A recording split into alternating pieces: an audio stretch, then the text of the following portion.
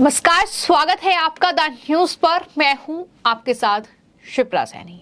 2024 लोकसभा चुनाव से पहले लालू प्रसाद यादव की पार्टी आरजेडी में बड़ी फूट की खबर सामने आ रही है। दरअसल पूरा मामला जो है वो सांसद मनोज झा की एक कविता से जुड़ा हुआ है, जिसको लेकर अब आरजेडी के नेताओं में जाति को लेकर बवाल शुरू हो गया है। अब आरजेडी के नेता ब्राह्मण और ठाकुरवाद में आपस में ही उलझते नजर आ रहे हैं और जमकर ये बवाल जो है अब बिहार की राजनीति में देखने को मिल रहा है। दरअसल जो आरजेडी के सांसद हैं मनोज झा, उनके खिलाफ आरजेडी के ही विधायक चेतन आनंद ने मोर्चा खोल लिया है और जमकर वो हमलावर मनोज झा पर नजर आ रही हैं। हालांकि इस पूरे मामले को लेकर अब सवाल ये उठ रहे हैं कि विपक्षी पार्टियां जो कि चुनाव से पहले आपस में ही उलझ रही हैं, लेकिन वो चुनावों में प्रधानमंत्री नरेंद्र मोदी को हराने का सपना देख रही है, लेकिन फिलहाल नीतीश कुमार के लिए अपनी सरकार बचाना ही काफी मुश्किल हो रहा है। जिस तरीके से लगातार पहले चंद्रशेखर जो कि जेडीयू के नेता हैं, उन्होंने अपनी ही पार्टी पर सवाल उठाए और उसके बाद अब आरजेडी यानी जो लालू प्रसाद यादव की पार्टी है उसपे ये नेता अब जातिवाद को लेकर आपस में उलझ रहे हैं। ब्राह्मण और ठाकुरवाद जो है इसको लेकर बवाल लगातार देखने को मिल रहा है। तो बिहार की राजनीति में ये जातिवाद जो है वो देखने को मिल रहा है। दरअसल इस पूरे मामले की बात की जाए तो शुरुआत इस पूरे मामले की तब होती है जब आरजेडी के सांसद मनोज झा ने राज्यसभा में एक कविता सुनाई। मनोज झा ने महिला आरक्षण बिल में एससी और एसटी, इसके अलावा ओबीसी कैटेगरी की महिलाओं के लिए आरक्षण की मांग करते हुए सदन में एक कविता सुनाई थी। लेकिन उनकी इस कविता में ठाकुर समाज का जिक्र किया गया और यही कविता उनकी ठाकुर समाज को पसंद नहीं आ रही है। मनोज झा ने जो कविता राज्यसभा में सुनाई उसको लेकर आरजेडी ने ट्वीट किया, तारीफ मनोज झा की, लेकिन आरजेडी के ही जो विधायक हैं चेतन, उन्हें दरअसल ये कविता पसंद नहीं आई और इसी के साथ साथ अब बीजेपी के नेता भी लगातार आरजेडी पर हमलावर नजर आ रहे हैं। आपको ये बता दें कि अब आरजेडी में ही इस पूरे मामले को लेकर जो फूट है वो देखने को मिल रही है, जहां आरजेडी ने अपने सोशल मीडिया हैंडल से जो मनोज झा का वीडियो है वो शेयर करते हुए इसे शानदार बताया, दमदार बताया। लेकिन वहीं शिवहर से जो विधायक हैं चेतन आनंद, उन्होंने इसकी कड़ी आलोचना की है। आपको ये भी बता दें कि चेतन आनंद जो है वो बिहार के दिग्गज नेता आनंद मोहन और उनकी पत्नी लवली आनंद के बेटे हैं। आनंद और लवली दोनों सांसद रह चुके हैं। वहीं मनोज झा जिन्होंने ये कविता पढ़ी, दरअसल वो कविता क्या थी उसके भी कुछ जो लाइनें हैं वो मैं आपको बता देती हूं। दरअसल उन्होंने राज्यसभा में महिला आरक्षण पर केंद्र सरकार को इस कविता के जरिए घेरने की कोशिश की, लेकिन वो खुद अपनी ही पार्टी में अब घिर चुके हैं। उन्होंने ये कहा कि चूल्हा मिट्टी का, मिट्टी तालाब की, तालाब ठाकुर का, और इस तरीके से उन्होंने ये अपनी कविता पूरी की, जिसमें उन्होंने कई बार ठाकुर शब्द का जिक्र किया, यानी उन्होंने ठाकुर जाति का कई बार अपनी कविता में जिक्र किया। हालांकि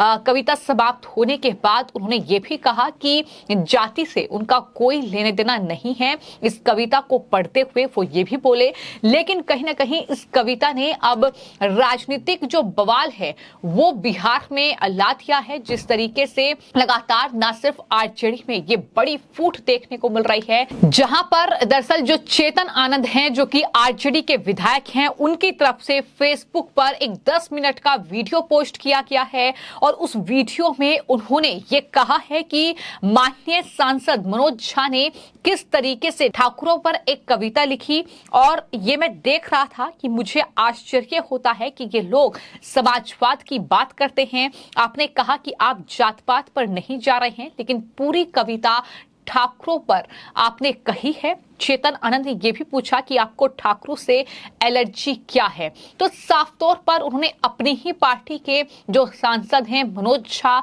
उस पर हमला बोला है, अपनी पार्टी आरजेडी पर हमला बोला है और ये कहा है कि आप समाजवाद की बात करते हैं लेकिन आप किस तरीके से जातिवाद में फंसे हुए हैं, आप ठाकुरों की आलोचना कर रहे हैं। और इस तरीके से उन्होंने साफ तौर पर यह लिखा कि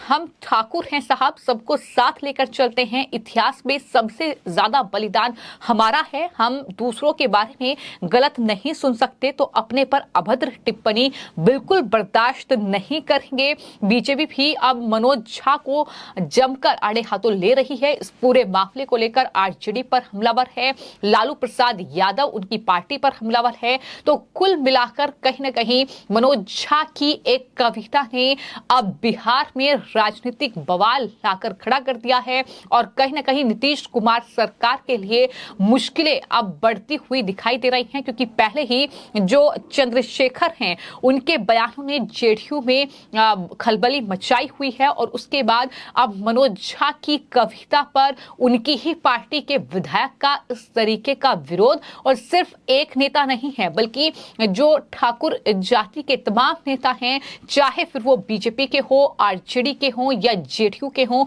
वो लगातार मनोज झा को निष्कासित करने की मांग कर रहे हैं, पार्टी से निष्कासित किया जाना चाहिए। लेकिन इन सब के बीच बड़ा सवाल ये है कि ये जो विपक्षी गठबंधन बना है INDIA, दरअसल इसका जो कहीं ना कहीं नींव है वो बिहार से रखी गई और वहां पर यह तय हुआ कि प्रधानमंत्री नरेंद्र मोदी को हराने के लिए ये तमाम पार्टियां एकजुट हो रही हैं, लेकिन पार्टी आपस में ही किस तरीके से उलझ रही हैं, पार्टियों के भीतर ही किस तरीके की कलह चल रही है, ये बिहार में ही तस्वीरें स्पष्ट हो जाती हैं। और सिर्फ बिहार नहीं बल्कि तमिलनाडु से लेकर कर्नाटक, पंजाब से लेकर दिल्ली तक इस तरह से ये विपक्षी पार्टियां आपस में भिड़ रही हैं। तो सवाल यही है कि क्या 2024 लोकसभा चुनाव से पहले ही विपक्ष टूट चुका है, बिखर चुका है और प्रधानमंत्री का जो हराने का प्रधानमंत्री को सपना है विपक्ष का,